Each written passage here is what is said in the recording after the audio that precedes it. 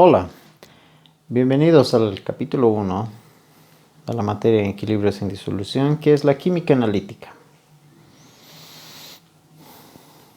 Lo primero que tenemos que recordar para química analítica es el tema de soluciones. Y es que el título de por sí de nuestra materia equilibrios en disoluciones nos dice que debemos trabajar con disoluciones. ¿Y qué es una disolución? Bueno, creo que esto ya lo hemos visto en química general. Es la combinación de un soluto y un solvente, ¿no? Y si vemos a un nivel molecular, estas partículas de soluto y estas partículas de solvente combinados nos están dando una solución, donde ahí están presentes las partículas de ambos, ¿no? Entonces, hay que tener en cuenta que esta solución ya es distinta de sus propiedades de solo el solvente o de solo el soluto. Ya tiene nuevas propiedades. Algunos ejemplos de soluciones de acuerdo a su estado físico están en esta tabla. Por ejemplo, si el soluto es gas y el solvente es gas, tenemos al aire. Esa es nuestra solución. Si tuviéramos una combinación de un líquido con un gas, tenemos una niebla. Si tenemos la combinación de un sólido con un gas, tenemos el humo. Gas con líquido, CO2 en agua, que es nuestra gaseosa que lo consumimos cuando nos da sed. Una combinación de líquidos, una soluto líquido y solvente líquido, el petróleo. Sólido líquido, azúcar con agua, nuestro tecito de la tarde o de la mañana. Una combinación gas sólido, el hidrógeno en presencia del catalizador platino. Líquido y sólido, mercurio con cobre, que son denominadas las amalgamas. Y sólido, que son las aleaciones, ¿no? Un ejemplo clásico son las llaves que tenemos en nuestros bolsillos. Es una combinación de aleaciones.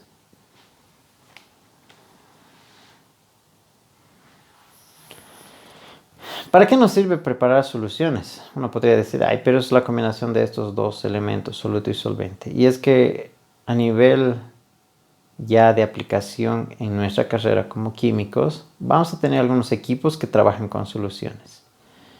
Y esas soluciones nos van a servir conocer y preparar con una cierta concentración.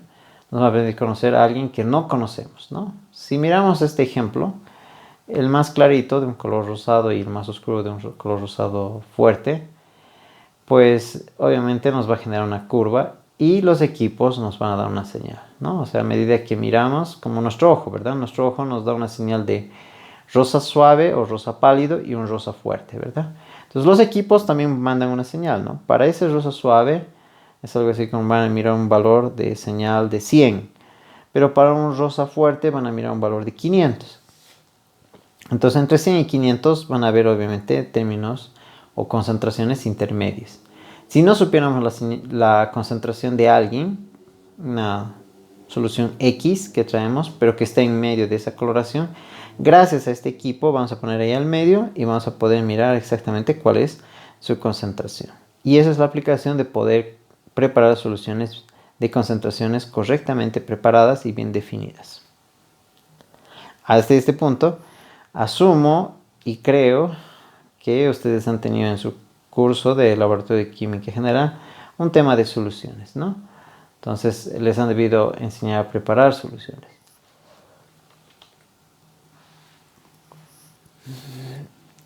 Este concepto ya lo hemos mirado, ¿no? El peso atómico, peso molecular. El peso atómico, obviamente, es la masa atómica relativa de un elemento, ¿no? Es lo que encontramos en las tablas periódicas. El peso molecular es la suma de los pesos atómicos, ¿no? Presentes en un compuesto. El concepto nuevo que vamos a tener aquí es el peso fórmula, ¿verdad? Definido para sustancias como compuestos iónicos, es decir, que no existen como moléculas. ¿A qué me refiero? A los iones, ¿no? El ion yoduro, por ejemplo, I menos, o el ion cloruro, cloro menos, ¿verdad? O el ion sodio más, ¿no? O potasio más, ¿no? Que nos está indicando que está en algunos casos con un electrón más o en otros casos sin un electrón. Y eso también lo conocemos, los moles. Un mol, 6 por 10 a la 23 átomos, el número de Avogadro, que pueden ser átomos, moléculas e iones, ¿no? Los moles se calculan la masa sobre el peso fórmula o peso molecular, como quieran mejor expresarlo. Los milimoles, fíjense ahora, mili, Lo vamos a dividir todo entre 1000 y vamos a tener, obviamente, los gramos si lo dividimos entre 1000 son miligramos, y si los moles divididos entre 1000 van a ser milimoles, ¿no? Entonces, si queremos expresar la masa, va a ser los milimoles por el peso fórmula expresado en miligramos por milimol. ¿Por qué lo estoy llevando a mili?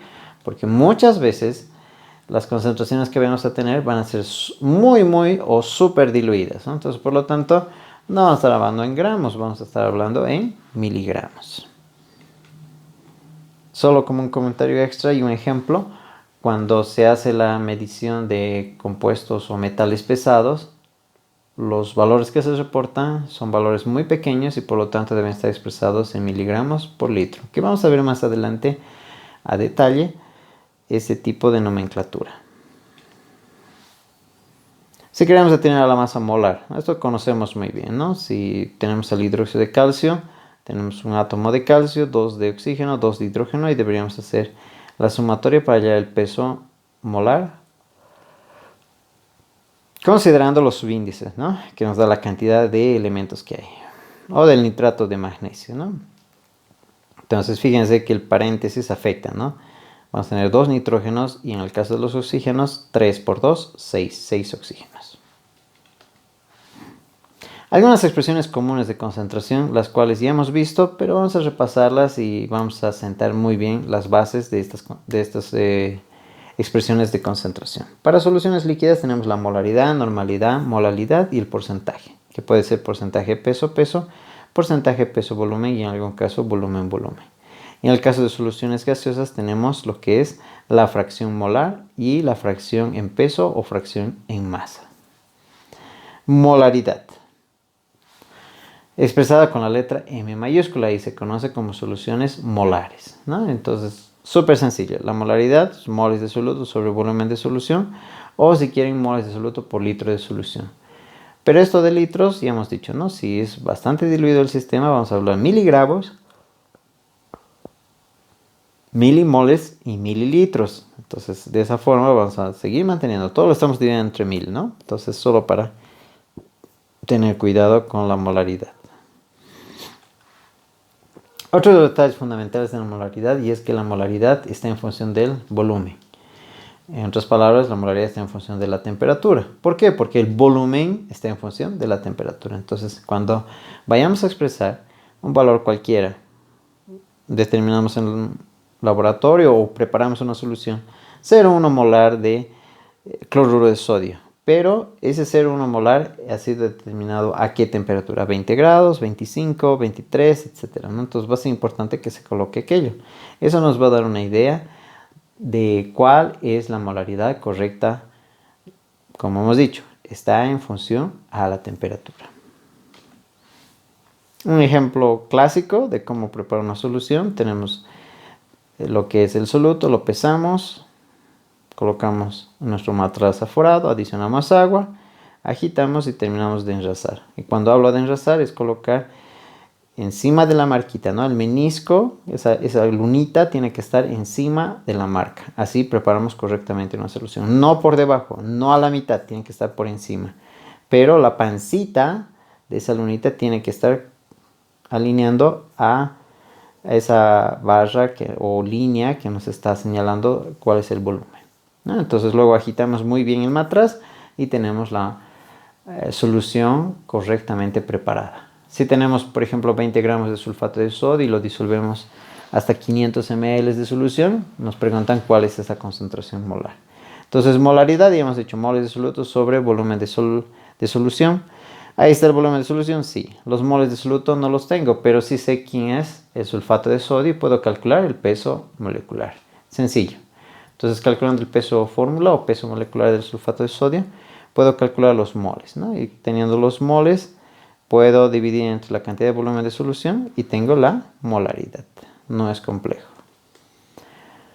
Entonces, si nos dicen calcule la molaridad de una solución que se ha disuelto 100 gramos de sulfato de cobre 2, como ya somos expertos en nomenclatura, entonces correctamente podemos escribir sulfato de cobre 2. Dice que se añade agua hasta completar el volumen de 1 litro. Entonces el volumen de solución es 1 litro. Sencillo, ¿no? Primero calculamos los moles y los moles divididos entre el volumen de solución. Ojo que todo esto es un repaso, ¿verdad? No es nada nuevo para nosotros. Incluso para llegar a la universidad deberíamos conocer esto. La normalidad, representada por la letra N mayúscula. Se conoce como soluciones normales y representa prácticamente el número de equivalentes absoluto contenido en un litro de solución. Ese número de equivalentes está en función a la masa y el peso equivalente, ¿no? Y uno diría, ¿cómo calculamos ese peso equivalente? Está en función a su peso molecular dividido entre las unidades reaccionantes. Y uno diría, ¿qué son esas unidades reaccionantes? ¿Me está hablando algo extraño? No, a ver, vamos a recordar esto. Esto es bastante básico. Y es que para un ácido, el número de equivalentes lo miramos en función al número de hidrógenos que tiene, ¿verdad? En el caso del ácido clorhídrico, 1. En el caso del ácido sulfúrico, 2. Ácido fosfórico, 3.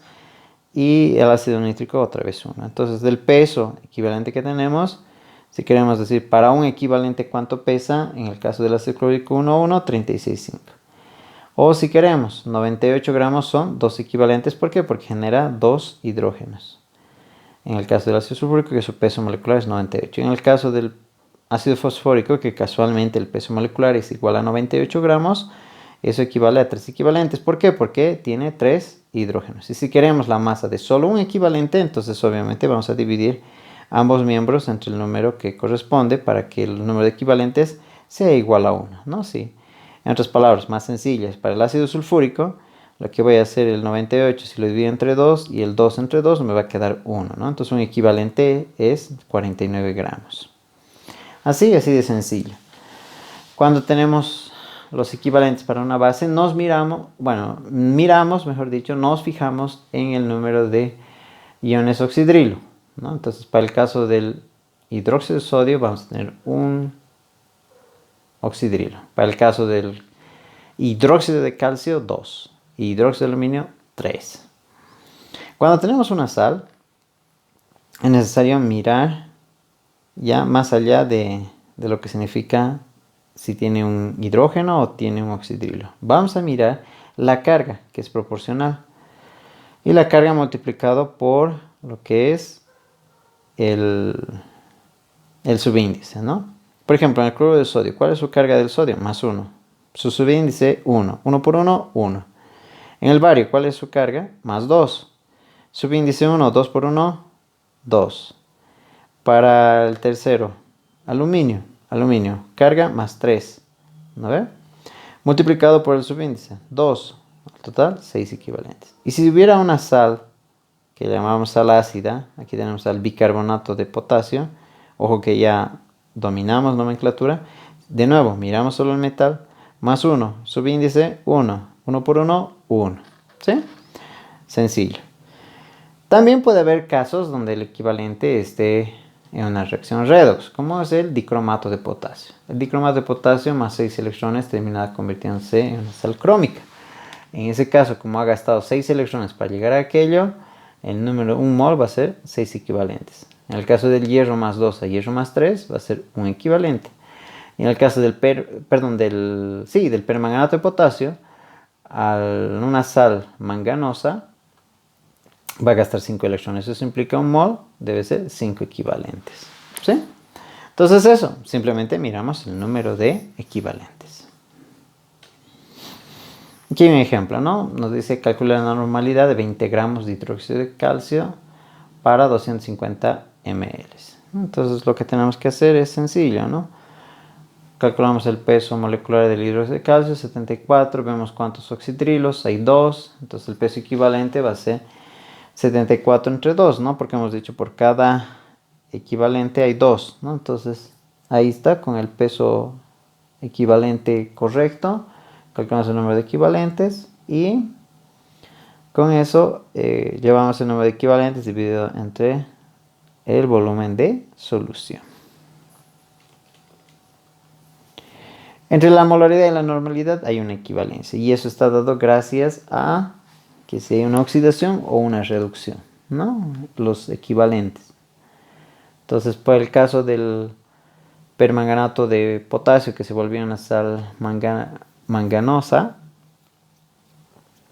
fíjense que esto es sencillo, ¿no? Es un balance de masa y de carga. Entonces, requiere 8 hidrógenos positivos y 5 electrones. Entonces, por lo tanto, 5 es el número, 5 equivalentes por mol.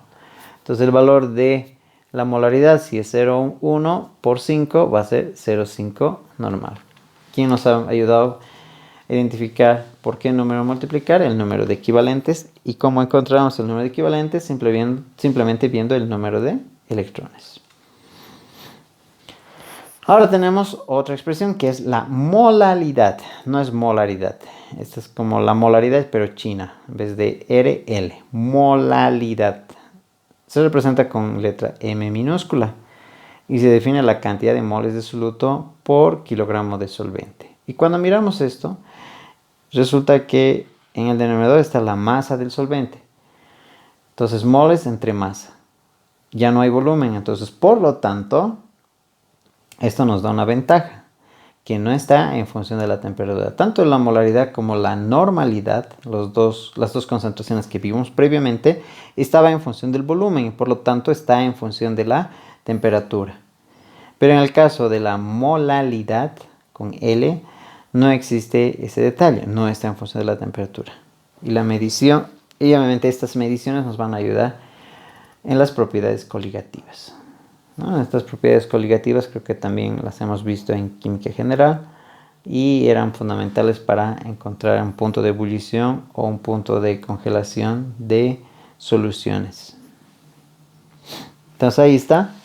En otras palabras, si mol reemplazo por su ecuación, que sería masa sobre el peso fórmula o peso molecular, multiplicado por la masa de solvente expresado en kilogramos. Solo para recordar las propiedades coligativas, ¿no? El aumento del punto de ebullición o el descenso del punto de congelación. Cuando pensamos en el aumento del punto de ebullición, es como pensar en esos puntitos rojos que aparecen ahí, que son aquello que no es volátil en la solución, que está el soluto. Entonces conforma como una red, ¿verdad? Y esa red obviamente no va a permitir que se evapore libremente. Entonces por ello requiere más energía y por lo tanto el punto de ebullición aumenta. Si pensamos en el punto del descenso crioscópico, entonces obviamente para juntar las esferas celestes, los que están en medio están las esferas rojas, entonces ellos están bloqueando, ¿no? Entonces no permite el flujo para que puedan acercarse unas a otras, entonces por lo tanto necesitamos reducir la mayor cantidad de energía para poder que estas se pongan juntas lado a lado y es por eso que vamos a tener un menor punto de congelación para una solución. Requerimos más energía a remover del sistema para que se acerquen mucho más, ya que parte del espacio estaba siendo ocupado por las moléculas del soluto. ¿Sí? Ven que es sencillo entender estas propiedades coligativas y estas fórmulas estaban siempre en función de la molalidad, ¿no? Este cambio de temperaturas en el descenso o en el aumento está en función de una constante multiplicado por la molalidad. La constante crioscópica y la constante ebullioscópica. Si pensamos en esto, nos dice 30 gramos de etanol con 400 gramos de agua, ¿cuál es su molalidad? Entonces, hemos dicho moles de soluto dividido entre kilogramo de solvente. Moles de soluto, 30 gramos. Hay que llevarlo a moles y dividido entre kilogramos. ¿Cuántos kilogramos de agua tenemos? 400 entre 1000, 0,4. Listo, sencillo. No hay donde complicarse y tenemos el valor de la molalidad, que no depende de la temperatura.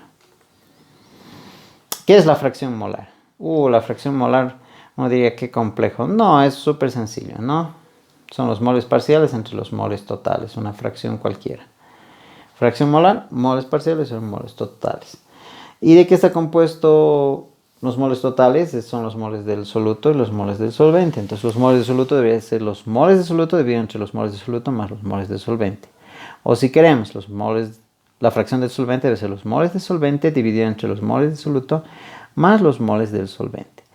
Como solo tenemos al soluto y el solvente, sumados deberían dar el total, que sería igual a 1. Entonces si de alguna forma tenemos la fracción molar del soluto, implícitamente tenemos la fracción molar del solvente. ¿Por qué? Porque ambos sumados dan siempre el valor de 1. Aquí hay un ejemplo súper básico que nos hace recuerdo de este concepto, ¿no? Si mezclamos 4 gramos de metano con 6 gramos de etano, nos piden cuál es la fracción molar de cada uno de ellos. Entonces, la idea es llevar a moles Elegimos, obviamente el que es menor va a ser el soluto, el que es mayor el solvente, y calculamos los valores de cada fracción. Como ambos suman 1, entonces está correctamente calculado. Hablemos con respecto a la densidad. La densidad. Una propiedad que la conocemos muy bien. Masa sobre volumen. Muchas de las etiquetas que tenemos en los reactivos aparece este término de densidad dentro de la etiqueta. Fíjense que al lado izquierdo dice corrosivo. Eso implica que el ácido clorhídrico es corrosivo, como nos los han contado. Y nos dice D igual 1.18, purísima. Entonces la densidad va a ser 1.18 kilogramos por litro, o si quieren, como dice al lado derecho, ¿verdad? Un litro es igual a 1.18. Y si queremos verlo desde el otro sentido, un kilo de ese ácido debe ser 0.85 litros. Y fíjense qué es lo que dice ahí. Densidad a 15/4. Y uno podría decir, ¿qué nos está diciendo? ¿15 de abril? No. 15/4. ¿Qué quiere decir 15/4? Y al lado, fíjense que aparecen 1180 y 1185. O 1, mejor dicho. 180, 1,185. Nos está diciendo que la densidad a 15 grados centígrados es 1.180. Y la densidad a 4 grados centígrados es 1.185. Excelente. Entonces, ya que sabemos cuánto es su densidad, podemos entender que esta densidad está en función de la temperatura. ¿Y por qué está en función de la temperatura? Porque hemos dicho, ¿no? El volumen está en función de la temperatura. Y como la densidad es masa sobre volumen, si el volumen está en función de la temperatura, la densidad también está en función de la temperatura. Entonces la densidad también podemos expresarlo como densidad relativa. Para una sustancia es la relación que existe entre su densidad y una densidad de referencia. Lo clásico es que la densidad relativa para líquidos está en función de la densidad del agua, y para gases está en función de la densidad del aire. Entonces, no es complicado entender el tema de densidad, pero sí debemos utilizar correctamente. Es masa con respecto al volumen, pero ambos de la solución. No podemos pensar masa de soluto con otro volumen. No, o sea, masa de la solución dividido entre el volumen de la solución. Vamos a de aquí en adelante tener una nomenclatura para las concentraciones analíticas, o sea, para las concentraciones conocidas, pueden ser ácidos que tenemos ahí en laboratorio, los vamos a llamar C sub X. Y la concentración en el equilibrio las vamos a llamar X, pero entre paréntesis. Aquí me refiero con X dependiendo de la concentración de quien nos interesa. Ahí abajo tiene un ejemplo. El ácido fosfórico más agua nos da H2PO4- más iones hidróneo.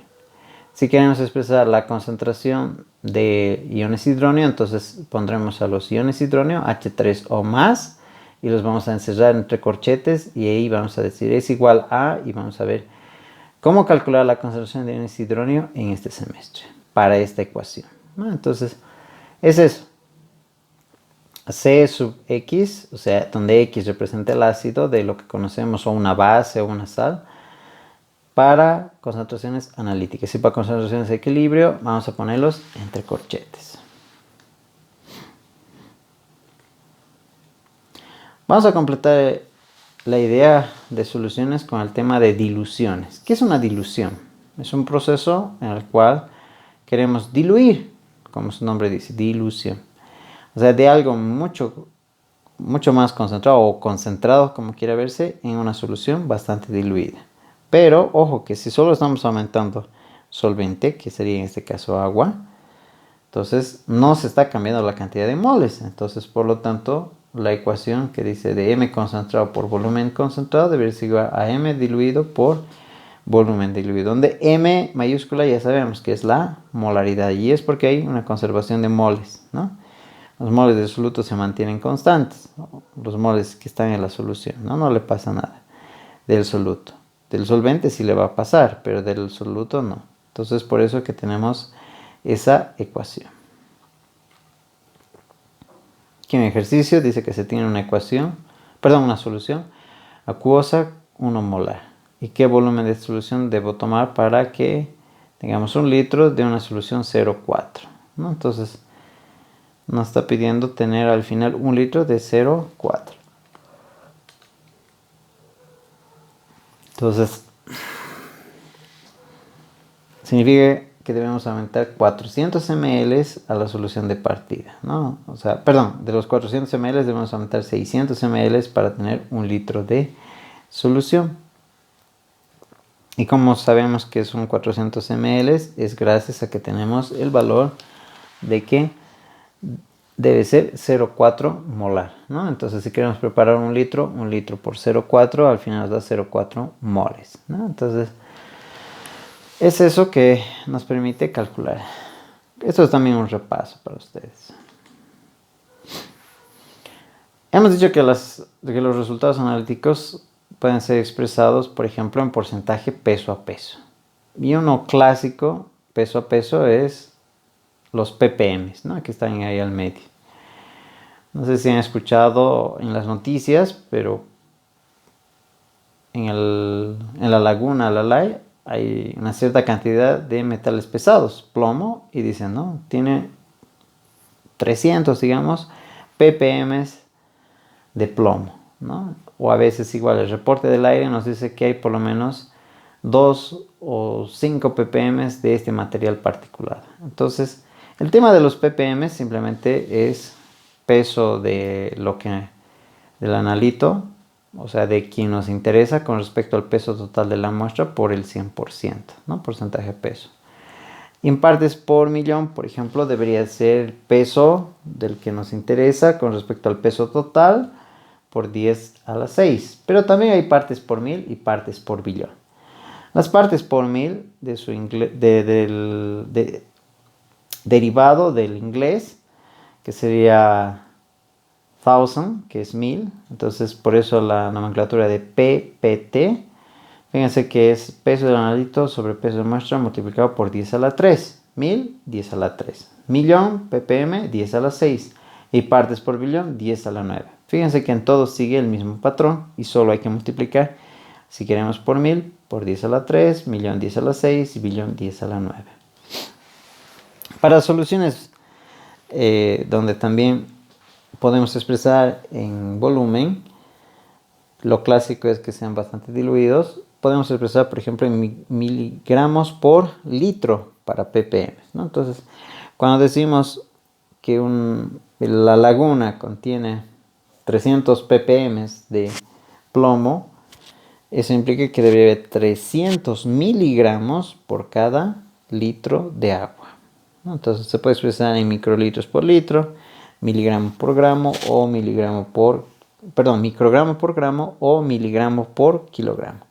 Y para las partes por billón, fíjense, es microgramos por litro o microgramos por kilogramo. Y en algún caso, nanolitros por litro. Entonces, son valores bastante pequeños. Y de ahí la importancia de lo que hemos visto en nuestro repaso, de ver las unidades micro, nano, etc., ¿no? Entonces, ahí son expresiones que nos ayudan a hacer peso a peso. Puede ser peso a volumen. En lugar de peso, obviamente el peso de lo que nos interesa, en lugar de la masa o peso de la muestra, ahora es el volumen. Y lo clásico es que para soluciones bastante diluidas que corresponden a sistemas acuosos, es indistinto usar o ppb en función de partes por millón, o partes por billón o partes por mil, expresado ya sea en peso a volumen o peso a peso, ¿no? 10 a la 3, 10 a la 6, 10 a la 9. Ya que la densidad es 1 gramo por mililitro, entonces los porcentajes de porcentaje peso a peso o porcentaje peso a volumen son similares. Y otro de los detalles que vamos a recordar es que el pH de una solución es menos logaritmo de la concentración de iones hidrógeno, ¿no? Donde este pH va a ser suficiente utilizar 2 decimales. ¿Por qué simplemente 2 decimales? Porque es lo que permite leer el equipo. No vamos a poder leer más decimales que esos dos valores, ¿no? 2 decimales. 13.62, digamos, ¿no? Entonces, ese va a ser el valor que vamos a leer, por ejemplo, en un pHímetro. Entonces, ahora tienen ejercicios. Los ejercicios son tomados del libro. que se denomina la práctica 1. Entonces, para ello yo les voy a enviar lo que es la práctica 1 y en sí toda la práctica del primer y del segundo parcial para que puedan ir resolviéndolo. Ahí están copiados los enunciados y ustedes los van practicando. No me necesitan entregar la práctica, tampoco necesitan entregar al auxiliar. Simplemente es para que ustedes entrenen y vean el nivel de dificultad y puedan como que adecuarse a las ecuaciones, ¿no? Su nivel de dificultad no es tan complejo. Van a verlo cuando ustedes resuelvan. Nosotros vamos a tomar algunos de ellos para poder ilustrar cómo se resuelven estos problemas.